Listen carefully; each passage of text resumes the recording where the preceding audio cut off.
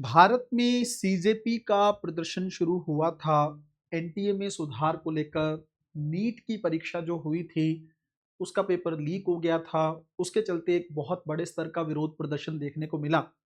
शुरू में ये विरोध जो है कुछ लोगों का विरोध था, लेकिन धीरे धीरे जैसे इसको विपक्षी पार्टियों का समर्थन मिला तो सरकार के लिए मुश्किलें थोड़ी सी बढ़ गई। उसके बाद छात्रों और पुलिस का जो टकराव हुआ, उसके बाद सरकार को कहीं ना कहीं पे झुकना पड़ा। शिक्षा मंत्री का इस्तीफा आया और उनको बदल दिया गया और प्रदर्शनकारियों की कुछ मांगे मान भी ली गई, है ना। अब बात ये उठती है कि जब नीट में सुधार को लेकर इस तरह का आंदोलन हो सकता है, तो क्या सिर्फ और सिर्फ एनटीए में सुधार होना चाहिए? क्या यूपीएससी जैसी संस्था की अकाउंटेबिलिटी को लेकर कोई बात नहीं होनी चाहिए? मैं बात सिर्फ यूपीएससी की नहीं करना चाहूंगा, मैं चाहूंगा चाहे वो एसएससी जैसा बोर्ड हो, एनटीए हो, यूजीसी हो, यूपीएससी हो, कोई भी लोकतांत्रिक संस्था हो, उसकी अकाउंटेबिलिटी जरूर फिक्स होनी चाहिए। इसको लेकर भी डिस्कशन या सरकार की जिम्मेदारी तय होनी ही चाहिए। पूरे मैटर को समझने की कोशिश करेंगे। यूपीएससी की अकाउंटेबिलिटी कहां कम रह जाती है, आखिर वो दिन कब आएगा जब यूपीएससी एस्पिरेंट्स को भी इस बात को सुनने का मौका मिलेगा कि हाँ, अब यूपीएससी जो है पूरी तरह से अकाउंटेबल निकाय के तौर पर बन गया है। सबसे पहली चीज तो मैं आप लोगों को बता दूं, चलो थोड़ा सा सीजेपी के बारे में आप लोगों ने देखा है ना। एक पार्टी जिसको कॉकरोच जनता पार्टी के तौर पर बनाया गया, है ना। सुप्रीम कोर्ट के मुख्य न्यायाधीश ने कॉकरोच शब्द का इस्तेमाल कर लिया बेरोजगारों के लिए। उसके बाद उस वर्ड को पकड़ लिया गया।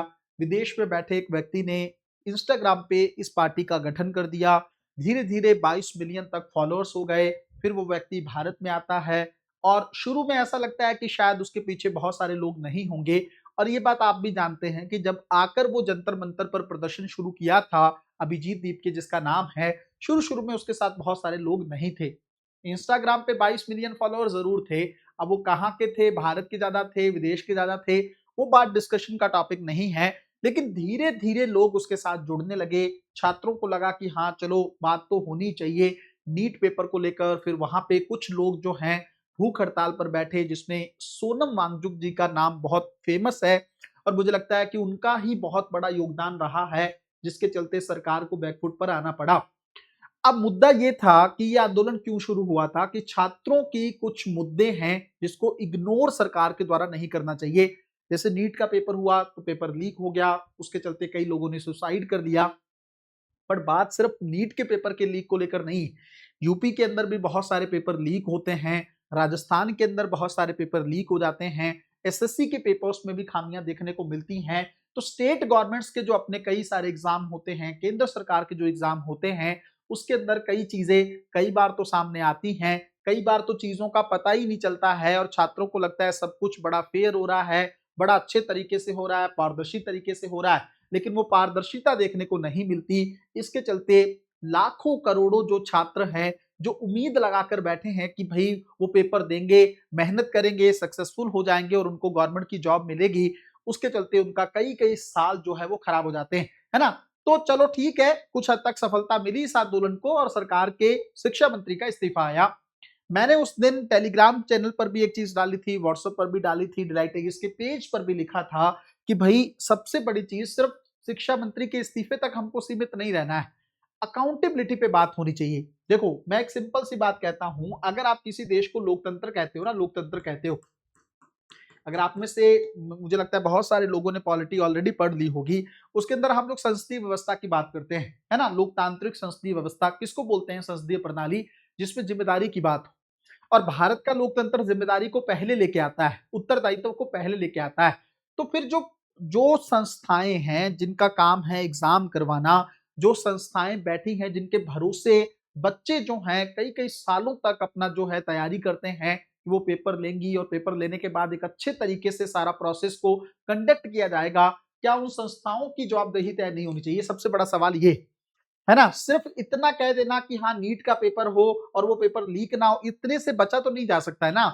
अब यूपीएससी की अगर मैं थोड़ी सी बात करूं, आप इस चीज को भी, इस संस्था को भी समझने की कोशिश करिए, कहां पे यूपीएससी अपनी अकाउंटेबिलिटी से बचता है। पहली बात तो ये है कि यूपीएससी ने जब अपना पैटर्न बदला था, पुराने पैटर्न से नए पैटर्न पे शिफ्ट हुआ, जिसमें जीएस में 9 पेपर किए गए, प्रीलिम्स के जो प्रोसेस में अगर हम देखें तो 2 पेपर वहां पर किए गए, सीसेट के पेपर को जोड़ा गया। जब इस तरह के सुधार यूपीएससी ने किए ना, तब यूपीएससी आंसर की से बचता रहा, है ना। कई साल यूपीएससी ने आंसर की ही नहीं जारी की, पेपर का पूरा प्रोसेस खत्म होता था, उसके बाद जाकर आंसर की जारी होती थी। इतने सालों बाद यूपीएससी ने 2026 में सुधार किया, जब लगातार कंसिस्टेंटली तरीके से छात्रों ने इस बात को उठाया, तब जाके यूपीएससी ने कहा कि हम प्रोविजनल आंसर की जो है जारी करेंगे, और इस बार यूपीएससी ने जारी भी की। फाइनल आंसर की अभी भी एग्जाम के बाद ही जारी होगी। सबसे बड़ा सवाल तो ये है कि आप बच क्यों रहे हो अकाउंटेबिलिटी से, है ना। पहले ही फाइनल आंसर की जो जारी करो, क्या प्रॉब्लम है उसमें, पहली बात। दूसरा, अगर आप देखेंगे यूपीएससी के अंदर अगर चीजें हैं, जैसे सीसेट का पेपर है, यूपीएससी बोलता है कि 10th लेवल का पेपर है, लेकिन क्या आपको लगता है कि इतने मैथ के प्रोफेसर जो हैं वो भी अगर सीसेट के पेपर से बाहर हो जा रहे हैं, इसका मतलब क्या है कि क्या वो 10th लेवल का एग्जाम था जिसको वो लोग जो है फेस नहीं कर पाए। इसका मतलब यूपीएससी कहता कुछ है और करता कुछ और है, इस बात की भी तो अकाउंटेबिलिटी फिक्स होनी चाहिए ना। एटलीस्ट यूपीएससी ये बताए कि ये लेवल 10th के लेवल का किस हिसाब से मान के चल रहा है वो, तो एक चीज यहाँ पे भी है। तीसरा, अगर हम लोग मेंस एग्जामिनेशन की बात करें यूपीएससी में, तो मेंस में आप लोगों को पता है 9 पेपर पूछे जाते हैं। बच्चों को ये नहीं पता होता है कि जीएस 1 का जो पेपर है उसके अंदर हिस्ट्री भी है, कल्चर भी है, ज्योग्राफी भी है ना।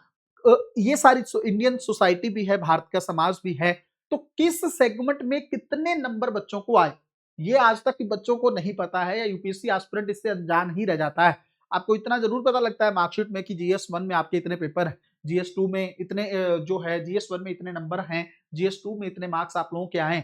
बट पॉलिटी का जैसे पेपर है सेकंड नंबर वाला, उसमें पॉलिटी भी है, गवर्नेंस भी है, सोशल जस्टिस भी है, आईआर भी है, तो पता ही नहीं आपको किस सब्जेक्ट में नंबर कम आए। तो यूपीएससी एक तो कॉपीज नहीं दिखाता है, आरटीआई यूपीएससी उसका जवाब नहीं देता है, देता है तो टाल देता है कि नहीं भाई जो है अकाउंट ट्रांसपेरेंसी के चलते या पेपर का प्रोसेस बहुत जो है सीक्रेट रहना चाहिए, इसलिए हम चीजों को नहीं दिखा सकते, ये सब कह के यूपीएससी बच जाता है। फिर पेनाल्टी किस बेस पे लगती है, इसको लेकर भी यूपीएससी ज्यादा कुछ नहीं बताता है ना। तो कहीं ना कहीं पे, या इंटरव्यू का पूरा प्रोसेस आप देखेंगे, किसी बच्चे को तो 225 से 26 नंबर तक दे दिए हैं 275 में, और किसी के पास 75 नंबर भी नहीं है या 100 नंबर तक भी नहीं। तो किस बेस पे आप नंबर को काट रहे हो, कुछ तो क्लैरिटी दो बच्चों को, ताकि वो अच्छे तरीके से तैयारी को अच्छे तरीके से कर सके, है ना।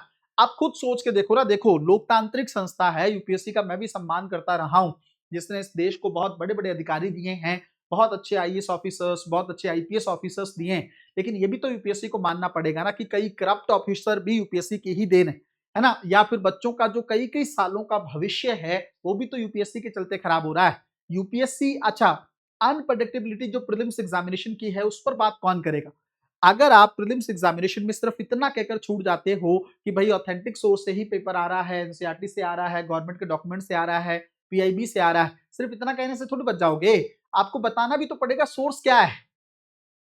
हम ढूंढ रहे हैं, मान लो कोई बच्चा ढूंढ रहा है एनसीईआरटी को, लेकिन उसके अंदर कुछ मिल ही नहीं रहा है, इसका मतलब तो ये है ना कि आपने पेपर में कुछ भी पूछ लिया, और उसके चलते बच्चा 5 साल से तैयारी कर रहा है, 8 साल से तैयारी कर रहा है, वो प्रीलिम्स में इसलिए बाहर हो गया क्योंकि यूपीएससी ने अनप्रडिक्टेबल पेपर पूछ लिया है।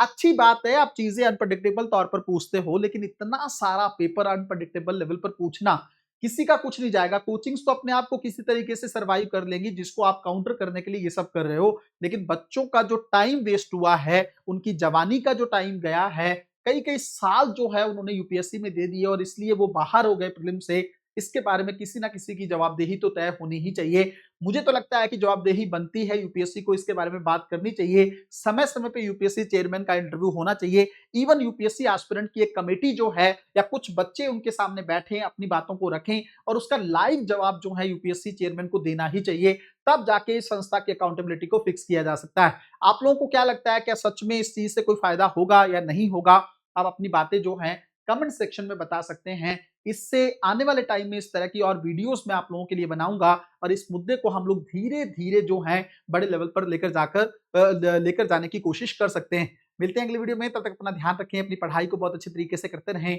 बहुत बहुत धन्यवाद।